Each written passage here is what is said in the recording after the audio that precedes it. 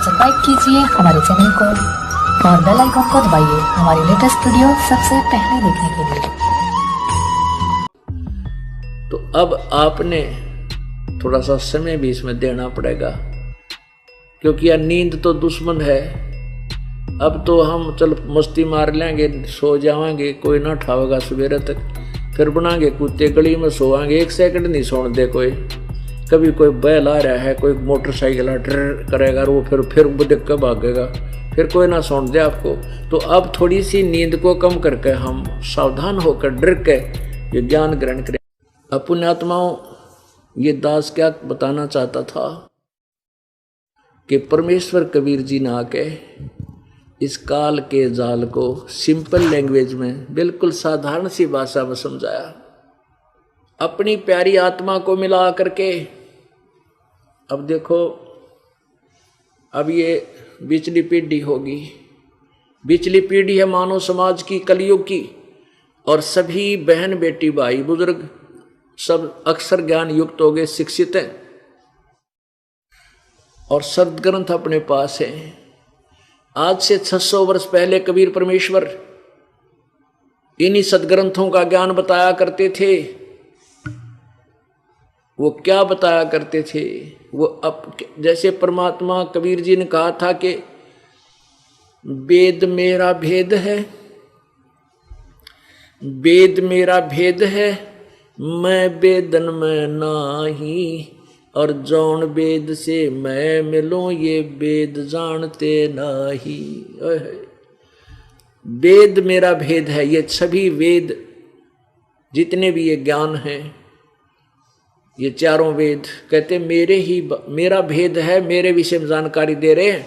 लेकिन जौन वेद से, जिस वेद से मैं मिलूं वो ये वेद जानते ना, क्योंकि पवित्र गीता जी अध्याय नंबर 4 के श्लोक नंबर 34 में कह दिया गीता ज्ञान दाता ने कि मैंने जो ज्ञान बताना था मैं बता रहा हूं, और लेकिन उस परमात्मा के विषय में जानना तो उन तत्वदर्शी संतों की खोज कर ले। इससे सिद्ध है कि गीता जी का ज्ञान कंप्लीट नहीं है। अब ओम तत्सत ये सांकेतिक मंत्र है, ओम तत्सत जाप करने का नहीं है। ओम मंत्र ब्रह्म का है, तत् मंत्र परब्रह्म का है, और सत मंत्र ये पूर्ण ब्रह्म का, परम अक्षर ब्रह्म का है। तत् और सत ये गुप्त है। ओम तत्सत ये जाप नहीं है। इसकी 3 विधि से सिमरण होता है इसका, ये 3 मंत्र का जाप बनेगा। और पहला मंत्र ओम और सत तत् ये सांकेतिक दास बताएगा, ये दोनों मिलकर सतनाम बनेगा, और फिर सारनाम आपको दिया जाएगा। सत जो सत है वो और जोड़ा जाएगा, फिर ये सत जो एक अक्षर है ये पार करेगा, आपको सतलोक ले जाएगा। और ओम तत्सत ये एक छुड़ावेगा, एक मिलावेगा।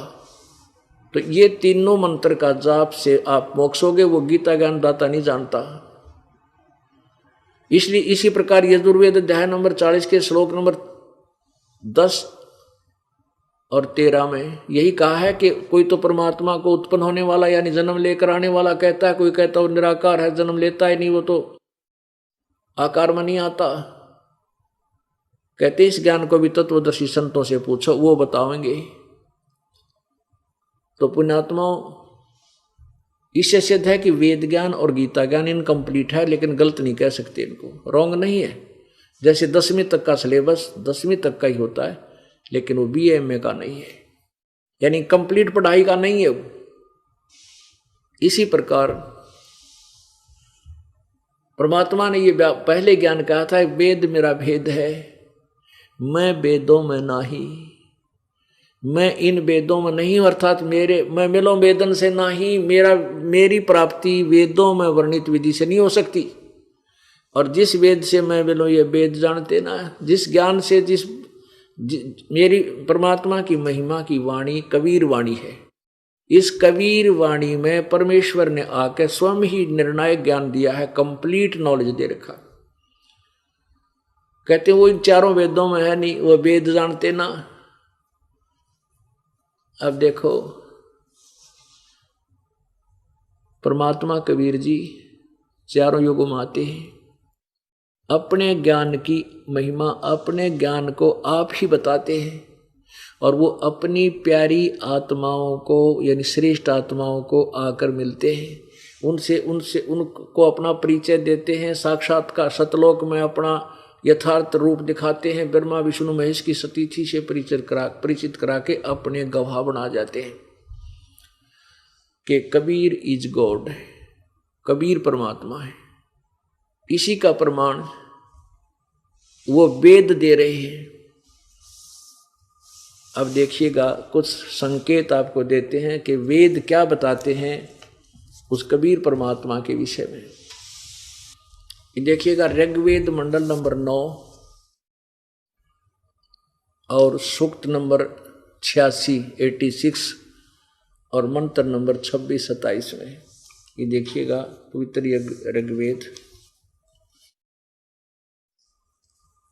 ऋग्वेद मंडल नंबर 9-10। यहाँ देखिएगा ये कहाँ से प्रकाशित है। प्रकाशक है सर्वदेशी कार्य प्रतिनिधि सभा, मैरिज सिद्धांत भवन, रामलीला मैदान, नई दिल्ली। यहाँ देखिएगा अध्याय नंबर 9 और सूक्त नंबर 86 और इसके मंत्र नंबर 27 में। कितना निर्णायक ज्ञान दिया है भगवान।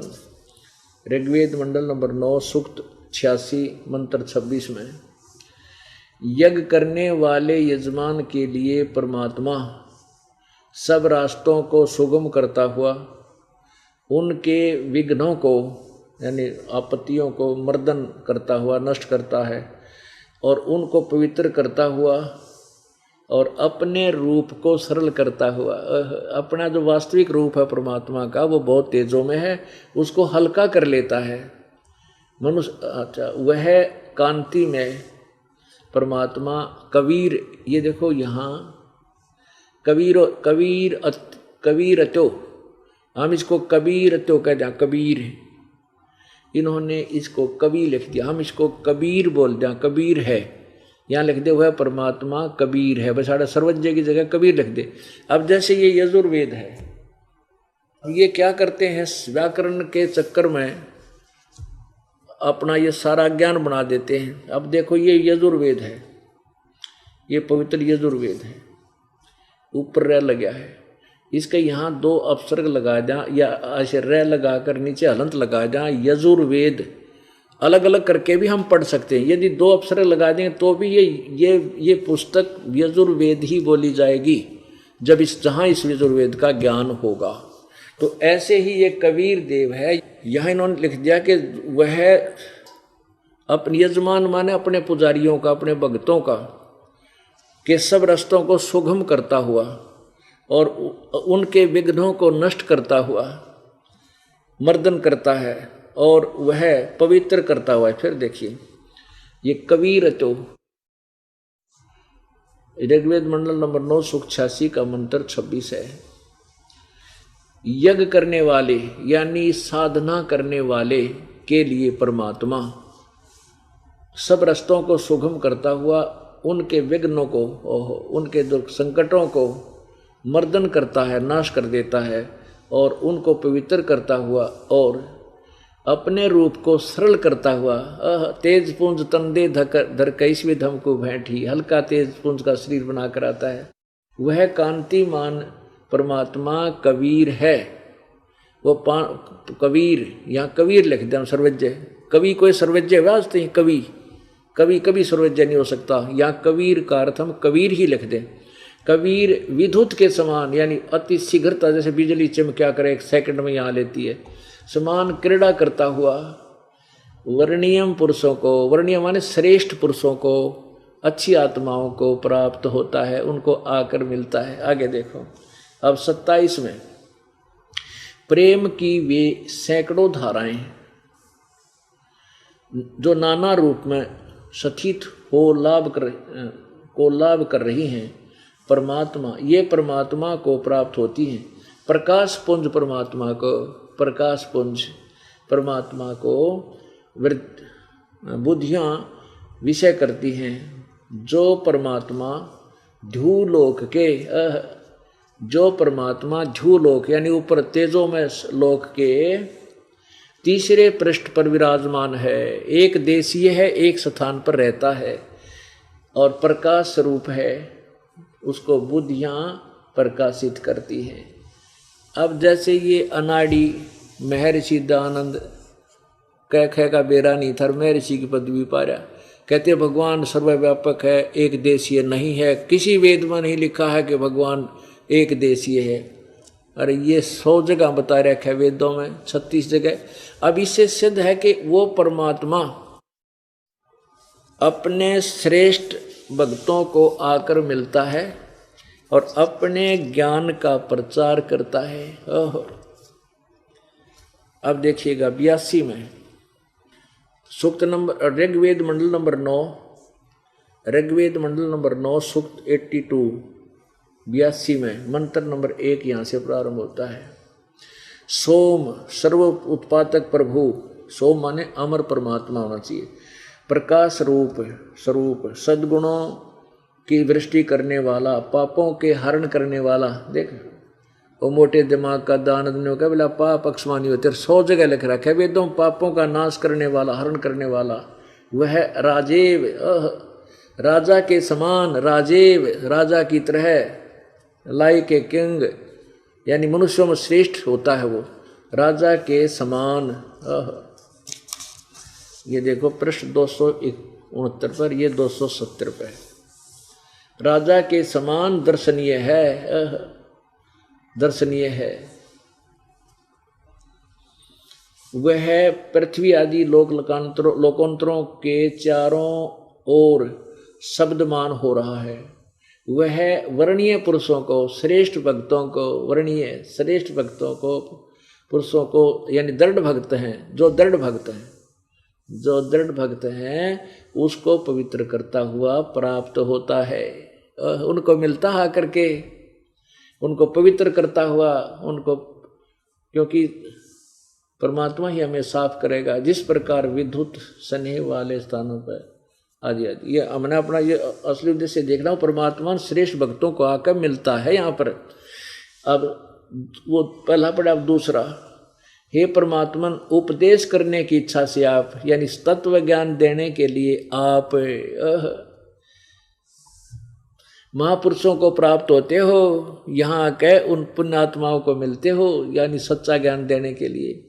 और आप अत्यंत गतिशील पदार्थ के समान, यानी अतीत कहते पहुंचूंगा क्षण एक में, एक क्षण में पहुंच लूंगा, धन भगत जन अपने के काज के समान हमारे आध्यात्मिक यज्ञ को प्राप्त होते हो। ओहो, यानी और वह कबीर, ये देखो यहाँ भी इन्होंने डंगा फेर कर दिया, ये कबीर, ये ऊपर लग गया कबीर वेदस्या।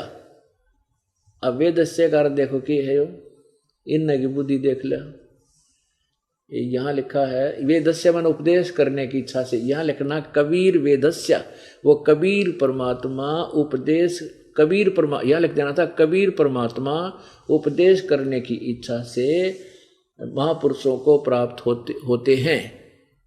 भाई इतना लिखना था, लेकिन इन्होंने तड़ंगा करने का मतलब था ज्ञान था कोई ना, यो कबीर है ऊपर रह लग गया इसका, ये प्रिंट में थोड़ा सा गड़बड़ रह रही है, कबीर है ये, क्योंकि इन्होंने यहाँ लगाया यो रह, यहाँ कबीर है, ये कबीर है, वो कबीर परमात्मा, हे परमात्मा यहाँ लिखना था वैसे, हे कबीर परमात्मा उपदेश करने की इच्छा से महापुरुषों को प्राप्त होते हैं और आप अत्यंत गतिशील पदार्थ के समान हमारे आध्यात्मिक यज्ञ में प्राप्त होते हैं। आप, चलो उनका अनुवाद भी समझे तो आप सर्वज्ञ नहीं, आप कबीर हैं, यहाँ लिख देना कबीर, कबीर हैं, शुद्ध स्वरूप है, हमारे पापों को दूर करके हे सोम आप हमको सुख दें, पाप नष्ट करके हमें सुख दो, प्रेम भाव से उत्पन्न करते पवित्रता को उत्पन्न करें। अब देखो तीसरे में कमाल कर रखा है, ऋग्वेद मंडल नंबर 9 सूक्त 82 मंत्र 3 में, पवित्र यज्ञों में रक्षा से आप प्राप्त होते हैं। पवित्र युगों में जहाँ शास्त्र अनुकूल साधना होती है वहाँ परमात्मा आप प्राप्त होते हैं, वहाँ पहुँचते हैं। और पृथ्वी आदि लोकांतरों में गति करते हुए घूमते हुए कहते गोता मारू स्वर्ग में जा बैठूं पताल,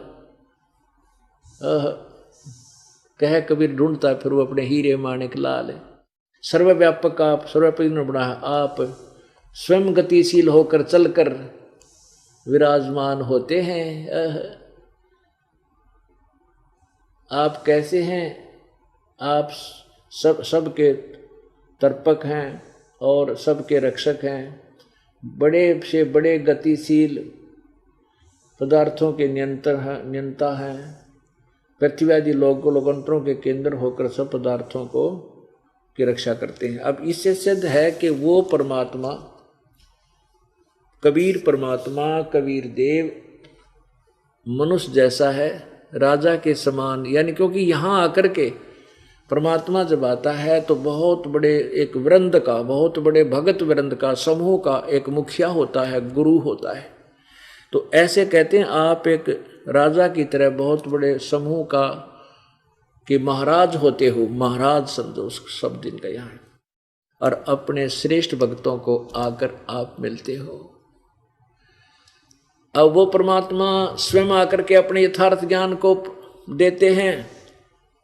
अब और दिखाते हैं पुण्यात्माओं, क्योंकि आप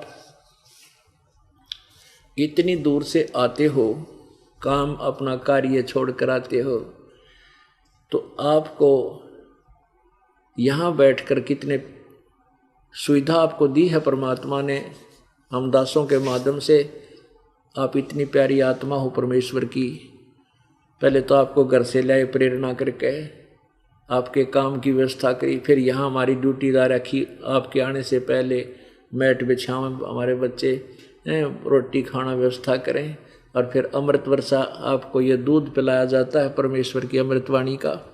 आपको आपकी आत्मा को पाला जा रहा है जैसे बच्चे को माँ पिलाया कर दूध। तो अब आपने थोड़ा सा समय भी इसमें देना पड़ेगा, क्योंकि यह नींद तो दुश्मन है। अब तो हम चल मस्ती मार लेंगे, सो जाएंगे, कोई ना उठावेगा सवेरे तक, फिर बनाएंगे कुत्ते गली में सोएंगे, 1 सेकंड नहीं सोने दे कोई। कभी कोई बैल आ रहा है, कोई मोटरसाइकिल ट्र करेगा, वो फिर देख कर भागेगा, फिर कोई ना सोने दे आपको। तो अब थोड़ी सी नींद को कम करके हम सावधान होकर डर के ये ज्ञान मंगल प्रवचन। अधिक जानकारी के लिए विजिट कीजिए हमारी वेबसाइट www.jagatgururampalji.org। संत रामपाल जी महाराज जी के शुभ आशीर्वाद से पूरे विश्व भर में 500 से भी ज्यादा नाम दीक्षा केंद्र हैं, जिन पर संत रामपाल जी महाराज जी द्वारा ऑनलाइन निशुल्क नाम दीक्षा दी जा रही है। अपने नजदीकी नाम दीक्षा केंद्र का पता करने के लिए संपर्क करें 8222880541।